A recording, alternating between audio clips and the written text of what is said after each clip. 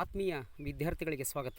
ಇಂದು ನಾನು BA second ಸೆಮ್ಮಿನ ಗುಪ್ತ ಸಾಮ್ರಾಜ್ಯವನ್ನು ಪಾಠ ಮಾಡ್ತಾ ಇದ್ದೀನಿ. ಈಗಾಗಲೇ ಆನ್ಲೈನ್ ಮೂಲಕ ತರಗತಿಗಳನ್ನು ಮಾಡಬೇಕಾಗಿತ್ತು. ಕಾರಣಾಂತರಗಳಿಂದ ಆನ್ಲೈನ್ ತರಗತಿ ನಡೆಸೋಕ್ಕಾಗಲಿಲ್ಲ. ಇದೊಂದು ವಿಡಿಯೋವನ್ನು ಮಾತ್ರ ನಾನು ವಿಡಿಯೋ ಮೂಲಕ ತಮಗೆ ತಲುಪಿಸ್ತಾ ಇದ್ದೀನಿ ಪಾಠವನ್ನು. ಇದಕ್ಕೆ ಸಂಬಂಧಪಟ್ಟಂಥ ನೋಟ್ಸನ್ನು ಈಗಾಗಲೇ PDF ಮೂಲಕ ನಾನು ತಮಗೆ ತಲುಪಿಸಿದ್ದೀನಿ. ಈಗ ಗುಲ್ಬರ್ಗ ವಿಶ್ವವಿದ್ಯಾಲಯ ನಿಗದಿಪಡಿಸಿದಂತಹ ಪಠ್ಯಕ್ರಮಕ್ಕೆ ಅನುಗುಣವಾಗಿ ನಾನಿಂದು ಪಾಠ ಮಾಡ್ತಾ ಇದ್ದೀನಿ. ಈ ಪಠ್ಯಕ್ರಮಕ್ಕೆ ಅನುಗುಣವಾಗಿರ್ತಕ್ಕಂಥ ಸಿಲೆಬಸ್ಸನ್ನು ಈಗಾಗಲೇ ತಮಗೆ ನಾನು ತಲುಪಿಸಿದ್ದೀನಿ. ಕನ್ನಡ ಮತ್ತು ಇಂಗ್ಲೀಷ್ ವರ್ಷನ್ ಎರಡರಲ್ಲೂ ಕೂಡ ನಾನು ತಲುಪಿಸಿದ್ದೀನಿ. ಈಗ ನಾವು ಪಾಠವನ್ನು ಆರಂಭ ಮಾಡೋದಕ್ಕಿಂತ ಪೂರ್ವದಲ್ಲಿ ಗುಪ್ತ ಸಾಮ್ರಾಜ್ಯ ಎರಡನೇ ಸೆಮ್ಮಿಗೆ ನಿಮಗೆ ಪ್ರಥಮವಾಗಿರ್ತಕ್ಕಂಥ ಒಂದು ಪಾಠ ಅಂತಂದರೆ ಗುಪ್ತ ಸಾಮ್ರಾಜ್ಯ ಅಂತ. ಈ ಗುಪ್ತ ಸಾಮ್ರಾಜ್ಯವನ್ನು ನಾವು ಅರಿತುಕೊಳ್ಳೋದಕ್ಕಿಂತ ಪೂರ್ವದಲ್ಲಿ ಕಳೆದ ತರಗತಿಯ ಒಂದು ಲಿಂಕನ್ನು ನಾವು ತೆಗೆದುಕೊಂಡೋಣ. ಈಗಾಗಲೇ ಕಳೆದ ತರಗತಿಯಲ್ಲಿ ಕ್ರಿಸ್ತಪೂರ್ವದಿಂದ ಹಿಡಿದು ಕ್ರಿಸ್ತಶಕ 1ನೇ ಶತಮಾನದವರೆಗೆ ನಾವು ಪಾಠವನ್ನು ನೋಡಿದ್ವಿ. ಅದರಲ್ಲಿರ್ತಕ್ಕಂಥ ಇತಿಹಾಸದ ಅರ್ಥವನ್ನು ಅರ್ಥೈಸಿಕೊಂಡ್ವಿ. ಅದರ ಜೊತೆಗೆ ಯಾವ ರಾಜಮನೆತನಗಳು ನಮ್ಮ ದೇಶವನ್ನು ಆಳ್ವಿಕೆ ಮಾಡಿದರು ಅನ್ನುವಂಥದ್ದು ಕೂಡ ನಾವು ನೋಡಿದ್ವಿ. ಕೊನೆಯದಾಗಿ ಗುಪ್ತ ಸಾಮ್ರಾಜ್ಯ ಆರಂಭಕ್ಕಿಂತ ಪೂರ್ವದಲ್ಲಿ ಕುಶಾನರ ಅವನತಿಯ ನಂತರ ಉತ್ತರ ಭಾರತದಲ್ಲಿ ಪ್ರಬಲವಾಗಿರ್ತಕ್ಕಂಥ ಒಂದು ಯಾವುದೇ ಥರನಾಗಿರ್ತಕ್ಕಂಥ ಒಂದು ಸಾಮ್ರಾಜ್ಯ ಅನ್ನೋಂಥದ್ದು ಇರಲಿಲ್ಲ. ಆದರೆ ಪ್ರಾಚೀನ ಭಾರತದ ಇತಿಹಾಸದಲ್ಲಿ ಮೌರ್ಯ ಸಾಮ್ರಾಜ್ಯದ ನಂತರ ಇಡೀ ಭಾರತವನ್ನು ಏಕಚಕ್ರಾಧಿಪತ್ಯಕ್ಕೆ ಒಳಪಡಿಸಿ ಆಳ್ವಿಕೆ ಮಾಡಿರ್ತಕ್ಕಂಥ ಯಾವ ಒಂದು ಸಾಮ್ರಾಜ್ಯ ಕೂಡ ಗಟ್ಟಿಯಾಗಿ ನೆಲೆ ಊರಲಿಲ್ಲ ಅನ್ನುವಂಥದ್ದು ಕೂಡ ಬಹಳ ಮುಖ್ಯವಾಗಿರ್ತಕ್ಕಂಥದ್ದು. ಇಂತಹ ಒಂದು ಸಂದರ್ಭದಲ್ಲಿ ಕ್ರಿಸ್ತಶಕ 4ನೇ ಶತಮಾನ ಮತ್ತು 3 ಮತ್ತು 4ನೇ ಶತಮಾನದಲ್ಲಿ ಪ್ರವರ್ಧಮಾನಕ್ಕೆ ಬಂದಿರತಕ್ಕಂಥ ಗುಪ್ತ ಸಾಮ್ರಾಜ್ಯದವರು ಉತ್ತರ ಭಾರತದಲ್ಲಿ ಒಂದು ಸಾಮ್ರಾಜ್ಯವನ್ನು ನಿರ್ಮಾಣ ಮಾಡಿ ಮೌರ್ಯರ ನಂತರ ಏಕಚಕ್ರಾಧಿಪತ್ಯಕ್ಕೆ ಒಳಪಡಿಸಿ ಭಾರತವನ್ನು ಆಳ್ವಿಕೆ ಮಾಡಿದರು. ಹಾಗಾಗಿ ಅವರ ಕಾಲದಲ್ಲಿ ಉತ್ತಮವಾಗಿರ್ತಕ್ಕಂಥ ಆಡಳಿತ ಅನ್ನುವಂಥದ್ದು ಇತ್ತು. ಅವರ ಕಾಲದಲ್ಲಿ ಸಮುದ್ರಗುಪ್ತ ಅನ್ನುವಂಥನು ಆರಂಭದ ಅರಸನಾಗಿ ಅಧಿಕಾರವನ್ನು ವಹಿಸಿಕೊಂಡು ಸುಮಾರು ವರ್ಷಗಳ ಕಾಲ ಭಾರತವನ್ನು ಅತ್ಯಂತ ವಿಜೃಂಭಣೆಯಿಂದ ಆಳ್ವಿಕೆ ಮಾಡಿ ದೇಶದಲ್ಲಿ ಮಾತ್ರವಲ್ಲದೆ ವಿದೇಶದಲ್ಲಿಯೂ ಕೂಡ ಏನು ಮಾಡಿದಂತಂದರೆ ಅದರ ಒಂದು ಕೀರ್ತಿ ಪತಾಕೆಯನ್ನು ಹಬ್ಬಿಸಲು ಕಾರಣನಾದ. ಅವನ ನಂತರದಲ್ಲಿ ಬಂದಿರತಕ್ಕಂಥ ಅವನ ಮಗನಾದಂಥ 2ನೇ ಚಂದ್ರಗುಪ್ತನ ಕಾಲದಲ್ಲಿ ಗುಪ್ತರ ಕಾಲವನ್ನು ನಾವು ಸುವರ್ಣಯುಗದ ಪರಿಕಲ್ಪನೆ ಅಂತ ಕರಿತೀವಿ. ಗೋಲ್ಡನ್ ಏಜ್ ಕಾನ್ಸೆಪ್ಟ್ ಅಂತ ಏನು ಕರಿತೀವಲ್ಲ ಹಾಗಾಗಿ ಪ್ರಾಚೀನ ಭಾರತದ ಇತಿಹಾಸದಲ್ಲಿ ಭಾರತವನ್ನು ವಿಶ್ವವಿಖ್ಯಾತಗೊಳಿಸಿರ್ತಕ್ಕಂಥ ಮೊದಲ ಸಾಮ್ರಾಜ್ಯ ಯಾವುದಂತಂದರೆ ಗುಪ್ತ ಸಾಮ್ರಾಜ್ಯ ಅಂದರೂ ಕೂಡ ತಪ್ಪಾಗಲಿಕ್ಕಿಲ್ಲ. ಇಂತಹ ಒಂದು ಗುಪ್ತ ಸಾಮ್ರಾಜ್ಯದ ಆಡಳಿತದಲ್ಲಿ ಸರ್ವ ಕ್ಷೇತ್ರಗಳು ಕೂಡ ಉತ್ತಮ ರೀತಿಯಿಂದ ತುಂಬಿದ್ವು, ಉತ್ತಮ ರೀತಿಯಿಂದ ಕೂಡಿದ್ವು. ಹಾಗಾಗಿ ಅವರ ಕಾಲವನ್ನು ನಾವು ಗುಪ್ತ ಸಾಮ್ರಾಜ್ಯದ ಕಾಲವನ್ನು ಸುವರ್ಣಯುಗದ ಪರಿಕಲ್ಪನೆ ಅಂತ ಕರಿತೀವಿ. ಏನು ಸುವರ್ಣಯುಗದ ಪರಿಕಲ್ಪನೆ, ಯಾಕೆ ಈ ಒಂದು ಕಾಲವನ್ನು ನಾವು ಸುವರ್ಣಯುಗದ ಪರಿಕಲ್ಪನೆ ಅಂತ ಕರಿಬೇಕು ಅಂತಂದರೆ, ಕೇವಲ ಒಂದು ಕ್ಷೇತ್ರದಲ್ಲಿ ಮಾತ್ರ ಪ್ರಗತಿಯನ್ನು ಸಾಧಿಸದೆ ಗುಪ್ತರ ಕಾಲದಲ್ಲಿ ಸರ್ವ ಕ್ಷೇತ್ರಗಳು ಕೂಡ ಪ್ರಗತಿಗೆ ಬಂದವು. ಅದರ ಜೊತೆಗೆ ಮುಖ್ಯವಾಗಿ ವೈದ್ಯಕೀಯ ಕ್ಷೇತ್ರ, ಖಗೋಳಶಾಸ್ತ್ರ, ವಿಜ್ಞಾನ, ತಂತ್ರಜ್ಞಾನ ಮತ್ತು ಜ್ಯೋತಿಷ್ಯ, ಹೀಗೆ ಅನೇಕ ಕ್ಷೇತ್ರಗಳಲ್ಲಿ ಭಾರತ ಅವತ್ತಿನ ಕಾಲದಲ್ಲಿ ವಿಶ್ವವಿಖ್ಯಾತಗೊಳಿಸಿರ್ತಕ್ಕಂಥ ಒಂದು ತತ್ವಜ್ಞಾನಿಗಳಿರ್ಬೋದು, ವಿಜ್ಞಾನಿಗಳಿರ್ಬೋದು, ಆಮೇಲೆ ವಿಶ್ವವಿಖ್ಯಾತವಾಗಿರ್ತಕ್ಕಂಥ ವೈದ್ಯರುಗಳಿರ್ಬೋದು, ಇಂಥವರಿಂದ ಕವಿಗಳಿಂದ ತುಂಬಿ ತೊಳಗ್ತಕ್ಕಂಥ ಒಂದು ಸಾಮ್ರಾಜ್ಯ ಯಾವುದಾಗಿತ್ತಂತಂದರೆ ಈ ಗುಪ್ತ ಸಾಮ್ರಾಜ್ಯ ಅನ್ನೋದಾಗಿತ್ತು. ಹಾಗಾಗಿ ಮೌರ್ಯರ ಪತನದ ನಂತರ ಪ್ರಾಚೀನ ಭಾರತದಲ್ಲಿ ಬಲಿಷ್ಠವಾಗಿರ್ತಕ್ಕಂಥ ರಾಜಕೀಯ ಶಕ್ತಿಗಳಿರಲಿಲ್ಲ. ಅದಕ್ಕೆ ಬದಲಾಗಿ ಸಣ್ಣ ಸಣ್ಣ ಸಂಸ್ಥಾನಗಳಿಂದ ವಿಭಜಿಸಲ್ಪಟ್ಟಿರ್ತಕ್ಕಂಥ ಒಂದು ರಾಜ್ಯವಾಗಿತ್ತು. ಭಾರತದ ಉತ್ತರ ಭಾರತದಲ್ಲಿ ಆರಂಭದಲ್ಲಿ ಏನಿರಲಿಲ್ಲ ಅಂತಂತಂದರೆ ಒಂದು ಪ್ರವರ್ಧಮಾನಕ್ಕೆ ಬಂದಿರತಕ್ಕಂಥ ಒಂದು ಗಟ್ಟಿಯಾಗಿರ್ತಕ್ಕಂಥ ಒಂದು ಪ್ರಬಲವಾದಂಥ ಒಂದು ಅತ್ಯಂತ ಸಮರ್ಥಶಾಲಿಯಾಗಿರ್ತಕ್ಕಂಥ ಒಂದು ರಾಜ್ಯ ಅಥವಾ ಒಂದು ಸಾಮ್ರಾಜ್ಯ ಅನ್ನುವಂಥದ್ದು ಇರಲಿಲ್ಲ. ಅದರ ನಂತರದಲ್ಲಿ ಅಂದರೆ ಮೌರ್ಯರ ಪತನದ ನಂತರದಲ್ಲಿ ಅಧಿಕಾರಕ್ಕೆ ಬಂದಿರತಕ್ಕಂಥ ಕಾಲಾನಂತರದಲ್ಲಿ ಅಧಿಕಾರಕ್ಕೆ ಬಂದಿರತಕ್ಕಂಥ ಗುಪ್ತ ಸಾಮ್ರಾಜ್ಯ ಅನ್ನೋಂಥದ್ದು ಏನು ಮಾಡಿತು ಅಂತಂದರೆ ಈ ಒಂದು ಭಾರತದಲ್ಲಿ ತಮ್ಮದೇ ಆಗಿರ್ತಕ್ಕಂಥ ಒಂದು ಸಾಮ್ರಾಜ್ಯವನ್ನು ವಿಸ್ತರಣೆ ಮಾಡಿ ಭಾರತದ ವಿಸ್ತಾರವನ್ನು ವಿಸ್ತರಿಸಿ ಸಾಮ್ರಾಜ್ಯವನ್ನು ವಿಸ್ತರಣೆ ಮಾಡಿದರು. ಹಾಗಾಗಿ ಅವರ ಕಾಲದಲ್ಲಿ ರಾಜಕೀಯ ಐಕ್ಯತೆ, ಧರ್ಮ, ಸಾಹಿತ್ಯ, ವಿಜ್ಞಾನ, ತಂತ್ರಜ್ಞಾನ, ಕಲೆ, ಖಗೋಳ, ವೈದ್ಯಕೀಯ, ವಾಸ್ತುಶಿಲ್ಪ, ಹೀಗೆ ಅನೇಕ ಸರ್ವಕ್ಷೇತ್ರಗಳಲ್ಲಿ ಸಾಧಿಸಿದಂತಹ ಪ್ರಗತಿಯಿಂದಾಗಿ ಇವರ ಕಾಲವನ್ನು ಸುವರ್ಣಯುಗದ ಪರಿಕಲ್ಪನೆ ಅಂತ ಕೂಡ ಕರಿತೀವಿ ನಾವು. ಇಲ್ಲಿ ಗುಪ್ತ ಸಾಮ್ರಾಜ್ಯದ ಆಳ್ವಿಕೆಗೆ ಬರೋದಕ್ಕಿಂತ ಪೂರ್ವದಲ್ಲಿ ಅಂದರೆ ಮೌರ್ಯರ ಪತನದ ನಂತರ ಅಧಿಕಾರಕ್ಕೆ ಬಂದಿರತಕ್ಕಂಥ ಕ್ರಿಸ್ತಶಕ 1ನೇ ಶತಮಾನದಲ್ಲಿ ಅಧಿಕಾರಕ್ಕೆ ಬಂದಿರತಕ್ಕಂಥ ಕುಶಾನರು ಅನ್ನುವಂಥವ್ರು ಕೂಡ ಮೂಲತಃ ಭಾರತೀಯರಲ್ಲ. ಈ ಮಧ್ಯ ಏಷ್ಯಾದ ಯೂಚಿ ಪಂಗಡದಿಂದ ಭಾರತಕ್ಕೆ ವಲಸೆ ಬಂದಿರತಕ್ಕಂಥ ಒಂದು ಜನಾಂಗ ಭಾರತದಲ್ಲಿ ತಮ್ಮದೇ ಆಗಿರ್ತಕ್ಕಂಥ ಒಂದು ಸಾಮ್ರಾಜ್ಯವನ್ನು ನಿರ್ಮಾಣ ಮಾಡಿ ಆ ಸಾಮ್ರಾಜ್ಯಕ್ಕೆ ಒಂದು ಅಧಿಕಾರವನ್ನು ಕೊಟ್ಟು ಆ ಸಾಮ್ರಾಜ್ಯದ ಆಧಿಪತ್ಯವನ್ನು ವಹಿಸಿಕೊಂಡಿರ್ತಕ್ಕಂಥ ಕನಿಷ್ಕ ಅನ್ನುವಂಥವ್ನು ಏನು ಮಾಡಿದೆ ಅಂತಂದರೆ ಭಾರತದಲ್ಲಿ ಉತ್ತಮವಾಗಿರ್ತಕ್ಕಂಥ ಆಳ್ವಿಕೆಯನ್ನು ಕೊಟ್ಟ, ಅದು ಉತ್ತರ ಭಾರತದಲ್ಲಿ ಅಂತ ಕರಿತೀವಿ. ಇನ್ನು ಕುಶಾನರ ಅವನತಿಯ ನಂತರ ಪ್ರವರ್ಧಮಾನಕ್ಕೆ ಬಂದಿರತಕ್ಕಂಥ ಅನೇಕ ಸಣ್ಣ ಪುಟ್ಟ ಸಂಸ್ಥಾನಗಳಿದ್ದು ಅಂತಹ ಅನೇಕ ಸಣ್ಣ ಪುಟ್ಟ ಸಂಸ್ಥಾನಗಳನ್ನು ಒಗ್ಗೂಡಿಸಿ ಒಂದು ಸಾಮ್ರಾಜ್ಯವನ್ನು ನಿರ್ಮಾಣ ಮಾಡಿರ್ತಕ್ಕಂಥ ಕೀರ್ತಿ ಗುಪ್ತ ಸಾಮ್ರಾಜ್ಯದ ಅರಸನಾಗಿರ್ತಕ್ಕಂಥ ಶ್ರೀಗುಪ್ತನಿಗೆ ಸಲ್ಲುತ್ತದೆ ಅಂತಂದರೂ ಕೂಡ ತಪ್ಪಾಗಲಿಕ್ಕಿಲ್ಲ ಅಂತ. ಗುಪ್ತ ಸಾಮ್ರಾಜ್ಯವನ್ನು ಓದಿ ಅರ್ಥ ಮಾಡಿಕೊಳ್ಳೋದಕ್ಕಿಂತ ಪೂರ್ವದಲ್ಲಿ ಅಥವಾ ಅದನ್ನು ತಿಳಿದುಕೊಳ್ಳೋದಕ್ಕಿಂತ ಪೂರ್ವದಲ್ಲಿ ಗುಪ್ತ ಸಾಮ್ರಾಜ್ಯದ ಕುರಿತು ನಮಗೆ ಸಕಾಲವಾಗಿರ್ತಕ್ಕಂಥ ಮೂಲಾಧಾರಗಳು ಅತ್ಯಂತ ಮಹತ್ವದ ಪಾತ್ರವನ್ನು ನಿರ್ವಹಿಸ್ತವೆ. ಹಾಗಾಗಿ ಗುಪ್ತ ಸಾಮ್ರಾಟರು ಹೇಗೆ ಅಧಿಕಾರವನ್ನು ಮಾಡ್ತಾಯಿದ್ರು, ಅವ್ರ ಕಾಲದಲ್ಲಿ ಯಾವ ರೀತಿಯಾಗಿರ್ತಕ್ಕಂಥ ಅಧಿಕಾರ ಅನ್ನೋದು ಇತ್ತು, ಅವರ ಸಾಮ್ರಾಜ್ಯದಲ್ಲಿ ಯಾವ ರೀತಿಯಾಗಿರ್ತಕ್ಕಂಥ ಆರ್ಥಿಕತೆ, ರಾಜಕೀಯ, ಸಾಮಾಜಿಕ, ಧಾರ್ಮಿಕ ಸರ್ವ ಕ್ಷೇತ್ರಗಳು ಉತ್ತಮ ರೀತಿಯಿಂದ ಪ್ರಗತಿಯಿಂದ ಕೂಡಿದ್ವು ಅಂತ ಅನ್ನೋದಕ್ಕೆ ಆವತ್ತಿನ ಸಮಕಾಲೀನ ಇತಿಹಾಸಕಾರರು ಬರೆದಿರ್ತಕ್ಕಂಥ ಕೆಲವು ಕೃತಿಗಳಿರ್ಬೋದು, ಕೆಲವು ಐತಿಹಾಸಿಕ ಕೃತಿಗಳಿರ್ಬೋದು, ಕೆಲವು ವಿಜ್ಞಾನಕ್ಕೆ ಸಂಬಂಧಪಟ್ಟಂಥ ಕೃತಿಗಳಿರ್ಬೋದು, ಕೆಲವರು ಬರೆದಿರ್ತಕ್ಕಂಥ ಒಂದು ಗ್ರಂಥಗಳಿರ್ಬೋದು, ಮತ್ತು ಆವತ್ತಿನ ಕಾಲದಲ್ಲಿ ನಿರ್ಮಾಣ ಆಗಿರ್ತಕ್ಕಂಥ ಕೆಲವು ಶಾಸನಗಳಿರ್ಬೋದು. ಇವುಗಳ ಆಧಾರದ ಮೇಲೆ ಗುಪ್ತ ಸಾಮ್ರಾಜ್ಯದ ಇತಿಹಾಸವನ್ನು ನಮ್ಗೆ ಇವತ್ತಿಗೂ ಕೂಡ ಅರಿತುಕೊಳ್ಳಲಾಗಿದೆ ಅಂತಂದರೆ ಸಹಾಯಕವಾಗಿದೆ ಅಂತ ಹೇಳ್ಬೋದು. ನೋಡಿ, ಈಗಾಗಲೇ ಇತಿಹಾಸಕ್ಕೆ ಬೇಕಾಗಿರ್ತಕ್ಕಂಥದ್ದು ಮೂಲಾಧಾರಗಳು. ಇತಿಹಾಸಕ್ಕೆ ಬೇಕಾಗಿರ್ತಕ್ಕಂಥದ್ದು ಏನಂತಂದರೆ ಮೂಲಾಧಾರಗಳು. ಮೂಲಾಧಾರಗಳಿಲ್ಲದೆ ಇತಿಹಾಸವಿಲ್ಲ. ಯಾಕಂದರೆ ಕ್ರಿಸ್ತಪೂರ್ವ 3ನೇ ಶತಮಾನದಲ್ಲಿ ಸ್ಥಾಪಿಸಲ್ಪಟ್ಟಂತಹ ಈ ಒಂದು ಸಾಮ್ರಾಜ್ಯವನ್ನು ನಾವು ಇವತ್ತು ಆವತ್ತಿನ ಕಾಲದಲ್ಲಿ ಯಾವ ರೀತಿಯಾಗಿ ಇತ್ತು ಅಂತ ಅರ್ಥ ಮಾಡ್ಕೋಬೇಕನ್ನಾಗಿತ್ತಂದರೆ ನಾವು ಮುಖ್ಯವಾಗಿ ಯಾವುದರ ಮೊರೆ ಹೋಗಬೇಕಂತಂದರೆ ಮೂಲಾಧಾರಗಳ ಮೊರೆ ಹೋಗಲೇಬೇಕು. ಅಂಥ ಮೂಲಾಧಾರಗಳಲ್ಲಿ ಬರೆಯಲ್ಪಟ್ಟಿರ್ತಕ್ಕಂಥ ಗ್ರಂಥಗಳಾಗಿರ್ಬೋದು, ಆವತ್ತಿನ ಕಾಲದಲ್ಲಿ ಸಿಕ್ಕಿರ್ತಕ್ಕಂಥ ನಾಣ್ಯಗಳಾಗಿರ್ಬೋದು, ಶಾಸನಗಳಾಗಿರ್ಬೋದು, ಸ್ಮಾರಕಗಳಾಗಿರ್ಬೋದು, ಅಥವಾ ಇತರೆ ವಸ್ತುಗಳಾಗಿರ್ಬೋದು, ಮತ್ತು ಸಮಕಾಲೀನ ಇತಿಹಾಸಕಾರರು ಬರೆದಿರ್ತಕ್ಕಂಥ ಗ್ರಂಥಗಳಾಗಿರ್ಬೋದು, ಮತ್ತು ಸಮಕಾಲೀನ ಸಾಮ್ರಾಟರು ಆವತ್ತಿನ ಕಾಲದಲ್ಲಿ ನಿರ್ಮಾಣ ಮಾಡಿರ್ತಕ್ಕಂಥ ಕೆಲವು ಕಟ್ಟಡಗಳಿರ್ಬೋದು, ವಾಸ್ತುಶಿಲ್ಪದ ಅಂಶಗಳಿರ್ಬೋದು, ಇವುಗಳೆಲ್ಲದರ ಆಧಾರದ ಮೇಲೆ ನಾವು ಆ ಕಾಲದ ಒಂದು ಇತಿಹಾಸವನ್ನು ಅರ್ಥ ಮಾಡಿಕೊಳ್ಳಲು ಏನಾಗುತ್ತಂತಂದರೆ ಸಹಾಯ ಆಗುತ್ತಂತ ಕಾಣುವಂಥ ಮಾತನ್ನು ಅಲ್ಲಗಳಿವಂತಿಲ್ಲ. ಹಾಗಾದರೆ ಈ ಗುಪ್ತ ಸಾಮ್ರಾಜ್ಯದ ಅಧಿಕಾರವನ್ನು ಅಥವಾ ಗುಪ್ತ ಸಾಮ್ರಾಜ್ಯವನ್ನು ಅರ್ಥ ಮಾಡಿಕೊಳ್ಳೋದಕ್ಕಿಂತ ಪೂರ್ವದಲ್ಲಿ ಗುಪ್ತ ಸಾಮ್ರಾಜ್ಯಕ್ಕೆ ಸಂಬಂಧಪಟ್ಟಂಥ ಮೂಲಾಧಾರಗಳು ಯಾವ್ಯಾವು, ಅವುಗಳ ಆಧಾರದ ಮೇಲೆ ಆ ಸಾಮ್ರಾಜ್ಯವನ್ನು ನಾವು ಹೇಗೆ ಅರ್ಥ ಮಾಡಿಕೊಳ್ಳಬಹುದು ಅನ್ನುವಂಥದ್ದನ್ನು ನೋಡೋದಾದರೆ, ಮೊದಲನೇದಾಗಿ ಸಮುದ್ರಗುಪ್ತ ಹೊರಡಿಸಿರ್ತಕ್ಕಂತಹ ಅಲಹಾಬಾದ್ ಸ್ತಂಭ ಶಾಸನ. ಸಮುದ್ರಗುಪ್ತ ಹೊರಡಿಸಿರ್ತಕ್ಕಂಥ ಶಾಸನ ಯಾವುದಂತಂದರೆ ಅಲಹಾಬಾದ್ ಸ್ತಂಭ ಶಾಸನ. ಇದನ್ನು 2 ಅಂಕದ ಪ್ರಶ್ನೆಗಳನ್ನು ಕೇಳ್ತಾರೆ. ಅಲಹಾಬಾದ್ ಸ್ತಂಭ ಶಾಸನವನ್ನು ಯಾರು ಹೊರಡಿಸಿದರು, ಅದರ ಮಹತ್ವವೇನು ಅಂತೇಳಿ 2 ಅಂಕದ ಪ್ರಶ್ನೆಗಳನ್ನು ಕೇಳ್ತಾರೆ.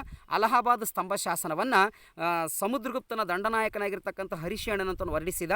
ಇದು ಸಮುದ್ರಗುಪ್ತನ ಜೀವನ ಮತ್ತು ಸಾಧನೆಗಳನ್ನು ಕುರಿತು ಮಾಹಿತಿ ತಿಳಿಸುತ್ತದೆ, ಅಥವಾ ಅವನ ದಿಗ್ವಿಜಯದ ಕುರಿತು ಮಾಹಿತಿಯನ್ನು ತಿಳಿಸುತ್ತದೆ ಅಂತ ಬರೆದ್ರೆ ನಿಮಗೆ 2 ಅಂಕಗಳ ಪ್ರಶ್ನೆ ಆಗುತ್ತೆ. ಮತ್ತೊಂದು ಸಂದರ್ಭದಲ್ಲಿ ಹೇಳ್ತೇನೆ ನೋಡ್ರಿ, ಅಲಹಾಬಾದ್ ಸ್ತಂಭ ಶಾಸನವನ್ನು ಯಾರು ಹೊರಡಿಸಿದರು, ಅದರ ಮಹತ್ವವೇನು ಅನ್ನುವಂಥ ಮಾತನ್ನು ಅಥವಾ ಪ್ರಶ್ನೆಗಳನ್ನು 2 ಅಂಕದ ಪ್ರಶ್ನೆಗಳನ್ನು ಕೇಳಿದರೆ ನೀವು ಬರಿಬೇಕಾದಂಥ ಉತ್ತರ ಏನಪ್ಪ ಅಂತಂದರೆ, ಅಲಹಾಬಾದ್ ಸ್ತಂಭ ಶಾಸನವನ್ನು ಹೊರಡಿಸಿದಂಥವನು ಸಮುದ್ರಗುಪ್ತನ ದಂಡನಾಯಕನಾಗಿರ್ತಕ್ಕಂತಹ ಹರಿಶೇಣ.